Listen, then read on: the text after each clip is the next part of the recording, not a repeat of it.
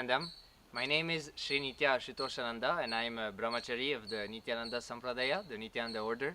I am a sannyasi, so basically a monk, a Hindu monk, and I adopted this lifestyle 4 years ago in 2014. Swamiji blessed me with the opportunity of being initiated into the path of sannyas. I was born in 1988 in Montreal, Canada, in the province of Quebec, and I was born as a Catholic, but I evolved into Buddhism at around the age of 18, and at the age of 23 I shifted towards Hinduism and Swamiji. So I studied initially mechanical engineering technology for 3 years and a half, and then I went towards business and finance. I did not complete the study in business and finance because at that time my seeking started to happen, and I felt that the thought currents that I was listening to from my teachers in the university, I was no longer aligned to them, so I felt like this is not where I want to go. I need to find another direction in my life.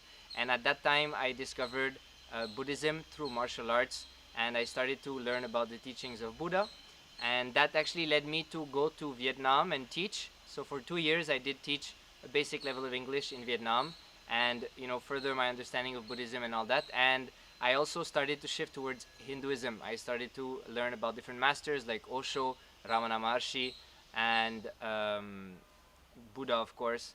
And so I evolved slowly towards Hinduism. And at one point my mother told me about Swamiji, and I shifted towards Swamiji. At that time in Vietnam, actually, I was living quite a good life, but I was not fulfilled. I felt that I came to the conclusion that I was not fulfilled while living in Canada. I lived a completely different life in Vietnam, and that also created a lack of fulfillment. So I came to the conclusion that the outer situation cannot feed me or feed my soul and feed my yearning for fulfillment. And so I started to turn within, and I started to entertain the idea of becoming a monk.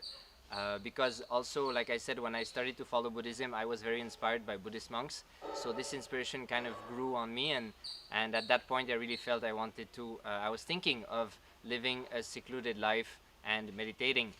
And at one point my mother introduced me to Swamiji, and I decided to go to one of his programs. So I started to read one of the book that he made, which is Science of Living Enlightenment, and that really shifted me. When I read that book, I really felt like he knew what he was talking about, and he could guide me and give me the experience I was looking for in terms of enlightenment. And actually, even before meeting him, just after reading his book, I had so many experiences while reading the book that after reading the book, I knew that I was going to ask to become a sannyasi, a Hindu monk, in his order, under his guidance, and follow his path for the sake of my enlightenment.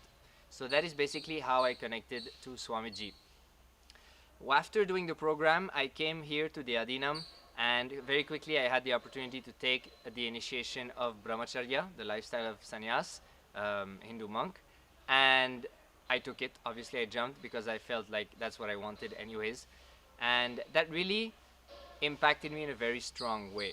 So I've been living this lifestyle for 4 years now, and one thing that I can really share and that I really experienced, the 5 vows of sannyas are very important for you to remain in the space where you can really dig deep with awareness inside your inner space and free yourselves from unconscious thought currents, ways of thinking that I used to entertain unconsciously and that were reflecting in my daily life and creating different forms of conflict. So we're talking about the 5 vows: non-violence, non-stealing, non-lying, living with minimal things, and living like God, or celibacy. And these 5 vows, from my experience, are mandatory to enter into the space, an intense space that allows you to reach a certain depth inside of you. Many times when we have forms of incompletions or resistances towards life, we will compensate with external things. That's where the vow of living with minimal things come into play. Because you decided to live this vow and you remain integrated to that decision, the desire to go towards external things and compensate for a form of incompletion is not entertained, and therefore the capacity for you to go and break through that incompletion becomes very apparent. It becomes very easy. So I really feel that one of the main vows that is very, very helpful in the path of enlightenment is living with minimal things. Another one that is very powerful is telling the truth. Swamiji said once that every time you lie, even if it's an unconscious, spontaneous lie, your heart becomes weak. And when your heart is weak, you do not have the power to engage with life from a powerful space. So that is also something that Swamiji made me experience. And after experiencing it, I realized the importance of living this vow. And ultimately, the main vow which makes me a brahmachari, which is celibacy, or actually this is the wrong translation of brahmacharya. It should be translated as living like God, like Swamiji translated it or mapped it in English. And brahmacharya is very, very important. We, for different reasons, are very strongly associated to the idea that we are male or female, and this identification is not allowing us to experience the pure consciousness, the super consciousness inside of us. And the vow of brahmacharya, like I was saying about the vow of aparigraha, living with minimal things, many times when we are incomplete and we seek attention to handle that that irritation in our inner space, we will go towards others to get some form of attention. But the problem is that when we go towards the other gender, the kind of attention we receive diverts us from the purpose for which we took this lifestyle. That's where brahmacharya is so important, because if you remain integrated to that vow and you do not seek the other gender's attention, you will be able to be in a space where you will have a breakthrough quicker. And when that breakthrough happens, your capacity to manifest your consciousness, your super consciousness, and powers of Paramashiva, the Shaktis that manifest when you are established in that super consciousness, manifest in a very strong way. Swamiji was saying Viryam is a very important quality to have. That is basically a very raw and a very raw decision to be ferocious with yourself and not allow to entertain incompletions and life negative thought currents. So this vow really helps with that. From my experience, I really saw how if you are not integrated to this, your space becomes less intense, and in that lack of intensity, your capacity to be aware of what is actually happening in your space is much less, and that does not allow you to have the breakthrough you're supposed to have.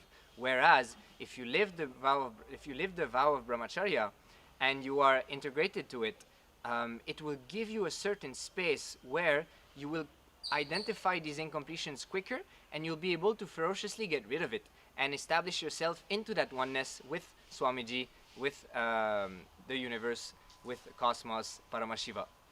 So these were the first main things that I realized how this lifestyle is ultimate. I personally feel that Swamiji said Sanyas is the royal path to enlightenment. He said yes, it is possible to get enlightened without the path of Sanyas, but it's like crossing an ocean by swimming. I mean, it is possible, but who does that, right?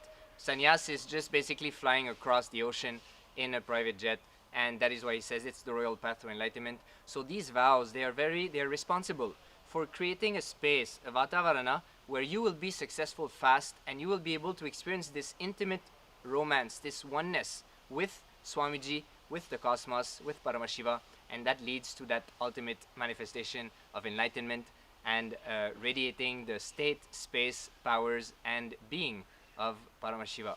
So for me, I felt brahmacharya, taking this lifestyle was definitely the best decision I could do.